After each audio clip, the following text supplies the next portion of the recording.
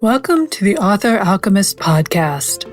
I'm here to make your writing magic happen. I'm going to teach you how to use your superpowers to ignite, inspire, and encourage your creativity so that you can turn lead into gold.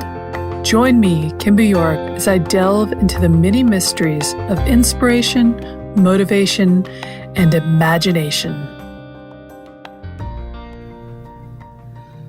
So this is it, the 8th episode of the Author Alchemist podcast, and we're back again this week to talk about inspiration, motivation, the usual suspects.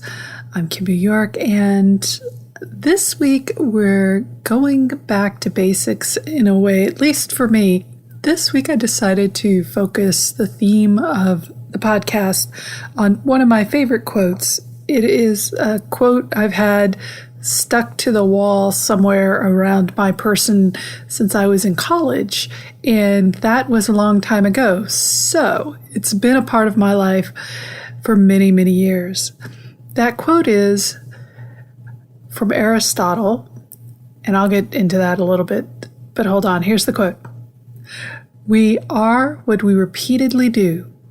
Excellence, then, is not an act, but a habit." Ooh, I love that quote because I think when I first rolled over it somewhere, and don't ask me where, I took it to mean that excellence was achievable. And that wasn't really something I had been taught as a young girl. I had been taught that excellence is ingrained, that excellence is based solely on pre-existing talent or intelligence. And to be fair, that was a belief that was propagated a lot in the 20th century when theories of intelligence assumed that it was fixed, that however smart you were born was how smart you were until you died, and that was it, say no more, forever and ever, amen. Intelligence is a little bit more complicated than that. There are limits to how far we can push any individual person in any specific area. There's physical intelligence, emotional intelligence. So there's a lot of different ways that can be interpreted now here in 2018. But as a child, I had been taught that I was a smart girl and that I was talented. Therefore, there was a certain expectation of just how excellent I would become. And I looked at that as the ceiling. Like there was a certain level of excellence I might be able to achieve, and that was as far as I could go. When I stumbled across this quote, it opened my eyes to the idea that maybe excellence was a little bit more complicated than what I had been led to believe. Excellence is not a specific act, nor is it a specific element of your personality or your intelligence or your talent. Excellence comes out of habit. This idea was reinforced by Malcolm Gladwell's book Outliers, where he claimed that it took 10,000 hours of practice for somebody to become skilled or become an expert at anything. Now, in the years since that book has been published, that theory has been argued with and possibly disproven. But I think at base level, you can't argue with the fact that if you spend a lot of time trying to master something, then you're going to become better at it. You may not become the best, but you will be very damn good. In applying this to writing, I found out that I had circumvented a lot of the hours. Circumvented is probably not the best word, but as an adult, I didn't feel the sense of having invested those hours because I had been writing long stories since I learned to read. And I learned to read late. I didn't learn to read till I was 5 years old in kindergarten. My parents did not push me to learn reading. They let me wait until I was ready to do it on my own. My kindergarten teacher did not approve. But about halfway through kindergarten, I picked up a book and just started reading it. Not long after that, I started writing. It was a 1-2 punch. My mother was convinced I was a prodigy, and I'm not going to agree with that at all, but she really encouraged me on my writing, and she got me to learn touch typing very young. I think I was 7 by the time I got my own typewriter that I could practice on. So there I was, off to the races, putting in that 10,000 hours of writing before I ever even hit college. So for me, writing is almost second nature because of that. Now, good writing, that's something different. That takes a little bit more work for me, and a good editor, possibly several good editors, but in the sense that if you can call what I do excellence, then I hit that mark a little while ago because I did it so much. So let's talk about that a little bit. I want to backtrack just a teensy tiny bit to the quote by Aristotle, because we're not completely convinced that it's a quote by Aristotle. It really shows up in the literature from Will Durant's, the historian's work. And I certainly am not going to devote a whole podcast to whether the quote is accurate or is really Aristotle or not. For the sake of what we're doing here, we're just going to say, yeah, that was something Aristotle said or wrote down or was claimed to have said, or somebody wrote it down. Good enough for me. It's still an excellent aphorism to apply to what we do as writers and artists. My theory on that is, sometimes certain things are true, even if you can't accurately source who said it first. So we're rolling with it. So breaking it down a bit, excellence is not ingrained, it's earned. No one starts out with a complete book. No one starts out with a high daily word count. No one gets to the top of the bestseller lists just because they're thinking about it. How do you get to Carnegie Hall? Practice, practice, practice. So yeah, you gotta practice, because that's where excellence is born. If we are what we repeatedly do, then doing something repeatedly will make us who we are. I know that sounds a bit circular, but work with me here.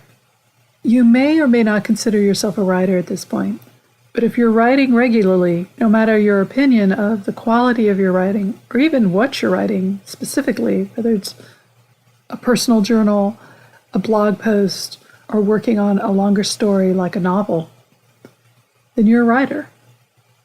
Just deciding that you're a writer and then not writing? I hate to tell you, but that doesn't count. You got to be writing. You just gotta. That's how it works. So the question is, are you writing? Are you writing a lot? Now, I know the common refrain is you must write every day. And as a practice, I fully support this. I think writing every day will get you where you want to be faster than any other practice you could put in. Whether you do the morning pages as given in the Artist's Way book, where you get up and you do free association every morning, 3 pages of it handwritten, or if you do it a bit more structured on fiction, or however you measure your writing, if you do it every day, you'll advance that much quicker to excellence. But it's not necessary to write every day. You can write a few times a week and get where you want to be. It'll just take longer. So, there's a trade-off there. Be aware of it. But if you're not writing at all, what are you doing? What have you become excellent at? Have you become excellent at watching Netflix? Have you become excellent at running a marathon? I became excellent at reading fan fiction. When I was going through a really terrible, tough time in my life, an unhappy marriage, slowly ramping up to divorce, and my PTSD was contributing to massive executive dysfunction, to the point where I felt really lucky to be able to get my clothes on and get to the job I had. A very shitty job, but I had a job. And from there, pay the bills, I fell into fan fiction. And I'm glad I did. I think it saved me from falling into possibly more harmful escapist tendencies. I did drink too much. Yeah, I did that. But fan fiction was really where I went to escape. And I read hours and hours of it every day. My job was really boring at the time, and they did monitor internet connection too much. You couldn't get to the porn sites. I didn't want to get to the porn sites, so that was a good thing. But I did want to get to LiveJournal, where at the time most fan fiction had migrated to. This was 2008. So hours and hours and hours I sat at that desk. Was at the front desk, sitting there answering the phone and occasionally putting out the mail. So I didn't have much else to do. And in a way that worked in my favor, as I could be as irresponsible as I wanted, reading all the fan fiction that I wanted without losing my job. But eventually it did become a crutch. It got to the point where I was reading fan fiction over and beyond wanting to do anything to get myself out of the hole I was in. And in my case, I had to hit rock bottom. I had a massive emotional breakdown in early 2008, eventually ended up in therapy, which helped pull me out of it. Long story short, I still read fan fiction, but I'm very careful about how much time and energy it's giving to me, because we are what we repeatedly do. And as much as I love fan fiction and have written a lot of fan fiction, there are other things I want to be excellent at. I'm glad I'm excellent at fan fiction. I mean, that sounds really egotistical. I don't know if I'm excellent at writing fan fiction, but I enjoy it a lot, and the people who read it enjoy my stories. And that's as excellent as I need to be when it comes to fan fiction. So maybe there's a trade-off there. So whatever you're using to buffer yourself, your emotions as escapism, I'm not here to judge you for that, and I'm not here to say that you're doing the wrong thing. Maybe you're in a crisis situation, and whatever you're doing is what's keeping you stable and around. Then we love it. Stay stable and around as long as possible, but also be aware that that's what you're doing. And when you're ready, look for other things that you can become excellent at. I think the big question is, if you're sunk into escapism, or you're buffering yourself with alcohol or drugs or even fan fiction, step back and ask yourself why. At the point you can do that, that's the point you're in recovery, I think. Anyway, that got a little deep, but I want to just stress that, however much talent you have, however intelligent you are or believe that you are, it's all useless if you don't make a habit of practicing your skills. If you only write once a year and what you write is beautiful and amazing, well, that's still just a fraction of how incredible and talented you could be with regular practice, with regular writing. You have to write through your doubts and insecurities, and as you can imagine, that's a huge issue. I'll be talking about that in other podcasts. It's going to be a recurring theme in all of my podcasts, so I hope you want to talk about it, because that's what we're going to be talking about.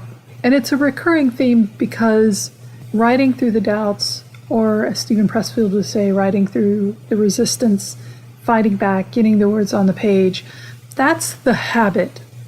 That right there is the habit that you need to cultivate. Writing beautiful prose is not the habit. Writing stories that you want to read, well, that's what I encourage you to do, and that's the end result I hope we end up at, but that's not the habit. The habit is writing as much as you can, as often as you can. That will build excellence. Cultivate the habits that strengthen you, not the ones that weaken you. All right, so that's the lesson for this week. Just as a recap, the alchemical lesson here is repeatedly do what you want to become, because you will become what you repeatedly do. And maybe Aristotle said that, and maybe Aristotle didn't say that, but it sounds like good advice to me. Thanks for listening. Remember to sign up for the Bulletproof Writer. I plug that at the end of every podcast, and there's a reason for it. I'm getting great feedback about it. People love it. It's fun to work through, even if you're already writing regularly. There's hopefully something in there that can help you out, so hop by my website and sign up for that, and also look at some of the other offerings that I'm going to have up there soon. Hopefully some of those will help you. I'll probably doing a few podcasts on upcoming courses that'll be available here soon. Been working hard on that for you. So thanks for listening.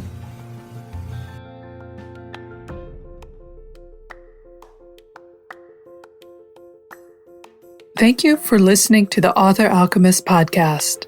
I'm Kim Boo York, and I hope this episode has helped to clear away the cobwebs from your inspiration and given you the power to write the stories you want to read. Now, it's time for us to get some writing done. Talk to y'all soon.